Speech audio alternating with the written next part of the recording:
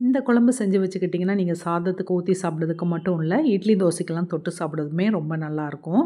இதுக்கு வந்து சின்ன வெங்காயம் தான் மெயினா தேவை. பெரிய வெங்காயம் சேர்க்காதீங்க. சின்ன வெங்காயம் ஒரு 30 சின்ன வெங்காயம் உரிச்சது, 4 பழுத்த தக்காளி இது 2யும் எடுத்து வச்சுக்கோங்க. கடாயில வந்து ஃபஸ்ட்டு 1 டீஸ்பூன் வந்து கொத்தமல்லி விதை சேர்த்துக்கோங்க. 1/4 டீஸ்பூன் ஜீரகம், ஒரு 3/4 டீஸ்பூன் நல்ல மிளகு, வெந்தயம் வந்து 1/4 டீஸ்பூனுக்கும் கொஞ்சம் குறைவா சேர்த்துக்கோங்க. வெந்தயம் ரொம்ப நெறைய சேர்க்காதீங்க. லோ ஃப்ளேமில் வச்சு இதை நல்லா வறுத்துடலாம். ஒரு 2 நிமிஷம் வறுத்தா போதும். லைட்டாக சூடாகி நல்ல வாசனை வர ஆரம்பிக்கும். அந்த அளவுக்கு வறுத்துக்கோங்க. கலர் மாறிடக்கூடாது. இந்த டைமில் வந்து நம்ம இதை தனியாக எடுத்து ஆற வச்சிடலாம். கடாயில் கொஞ்சமாக எண்ணெய் சேர்த்துருங்க. எண்ணெய் சூடான பிறகு நம்ம வெங்காயம் ஒரு 30 வெங்காயம் முறிச்சு வச்சுருந்தோம் பார்த்தீங்களா, அதில் வந்து ஒரு 20 சின்ன வெங்காயத்தை மட்டும் இதில் சேர்த்துக்கோங்க. பூண்டு நல்ல பெரிய பல்லாக இருக்கனால நான் ஒரு 4 பல்லு சேர்த்துருக்கேன். சின்ன பல்லாக இருந்தால் நீங்கள் ஒரு 6, 7 பல்லு பூண்டு சேர்த்துக்கோங்க. பூண்டையும் சேர்த்துட்டு இந்த வெங்காயத்தை வந்து நல்லா வதக்கணும். நல்லா ப்ரௌன் ஆகிற வரைக்கும் நல்லா வதக்கிடுங்க. அப்போ தான் குழம்பு டேஸ்ட்டு நல்லாயிருக்கும். இப்போ வந்து வெங்காயம் வந்து இந்த அளவுக்கு கலர் மாறி வரணும்.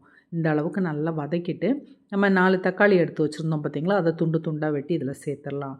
தக்காளியும் சேர்த்து நல்லா வதக்கணும். தக்காளியும் நல்லா வதங்கி வரணும். இந்த குழம்பு நம்ம இன்றைக்கி செய்கிற அளவு வந்து ஒரு 5 பேர் தாராளமாக சாப்பிட்லாம். அந்த அளவுக்கு தான் செய்கிறோம். இப்போ தக்காளியும் இந்த அளவுக்கு நல்லா வதங்கி வந்த பிறகு ஒரு சின்ன உருண்டை புளியை நல்லா கழுவிட்டு ஊற வச்சு இதில் சேர்த்துக்கோங்க. புளி ரொம்ப நிறைய சேர்க்க வேண்டாம். ஏன்னா நம்ம 4 தக்காளி சேர்த்துருக்கோம் பார்த்தீங்களா, ஒரு சின்ன உருண்டை சேர்த்தா போதும். புளியும் சேர்த்து நல்லா ஒரு கிண்டு கிண்டி விட்டுட்டு அடுப்பை ஆஃப் ஆக்கி இந்த தக்காளி வெங்காயத்தெல்லாம் வந்து நல்லா ஆற வச்சிடலாம். இது நல்லா ஆறட்டு அதுக்கப்புறம் இதை வந்து நம்ம அரைக்கணும்.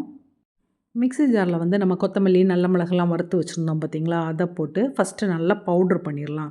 எந்த அளவுக்கு பவுட்ரு பண்ண முடியுமோ அந்த அளவுக்கு நல்லா பவுட்ரு பண்ணிவிட்டு, அதுக்கு கூடயே வந்து நம்ம வெங்காயம், தக்காளிலாம் வதக்கி வச்சுருந்தோம் பார்த்தீங்களா, அதை சேர்த்து அதையும் நல்லா பேஸ்ட்டாக அரைச்சிடணும். வெங்காயம், தக்காளிலாம் நல்லா அரைப்பட்டு வந்துடணும்.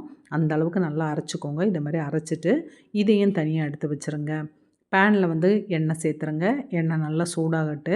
சூடான பிறகு 1/4 டீஸ்பூன் கடுகு போட்டு நல்லா பொரிய விட்டுறலாம். கடுகு நல்லா பொரிஞ்சு வந்த பிறகு ஒரு 4, 5 பல்லு பூண்டு. பூண்டு வந்து உங்கள் டேஸ்ட்டுக்கு தகுந்தபடி சேர்த்துக்கோங்க. பூண்டையும் சேர்த்துட்டு அதுக்கு கூட 2 காஞ்ச மிளகாய் கிள்ளுனது, கருவேப்பிலை ஒரு கொத்து, 2 பச்சை மிளகாய் நீளமாக கீறி சேர்த்துருங்க. இதை போட்டு ஒரு நிமிஷம் நல்லா வதக்கி விட்டுறலாம்.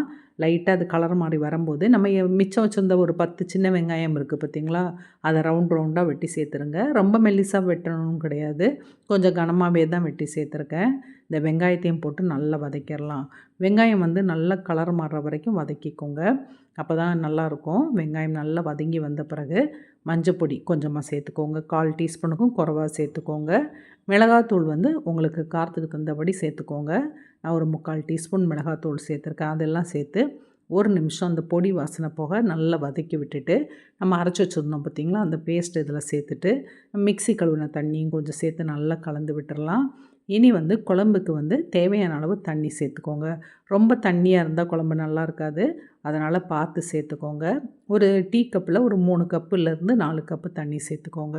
உப்பு நம்ம சேர்க்கலாம். இது வரைக்கும் உப்பு சேர்க்கல. உப்பையும் சேர்த்துட்டு குழம்பு கொதிக்க தொடங்கும்போது மூடி வச்சு மீடியம் ஃப்ளேமில் வச்சு ஒரு 5லேருந்து 10 நிமிஷம் வந்து நல்லா கொதிக்க விட்டுருங்க. குழம்பு நல்லா கொதித்து கெட்டியாகி வரணும். அந்த அளவுக்கு கொதிச்சா தான் வந்து இந்த பச்சை வாசனையெல்லாம் போய் குழம்பு நல்லாயிருக்கும். இதே மாதிரி நல்லா கொதித்து வந்த பிறகு அடுப்பை ஆஃப் ஆக்கிடுங்க. நல்ல டேஸ்டியான குழம்பு ரெடி ஆகிட்டுது. எல்லோரும் ட்ரை பண்ணி பார்த்துட்டு எப்படி இருக்குன்னு கமெண்ட் பண்ணுங்கள். வீடியோ பிடிச்சிருந்தால் லைக் பண்ணுங்கள், சப்ஸ்கிரைப் பண்ணுங்கள்.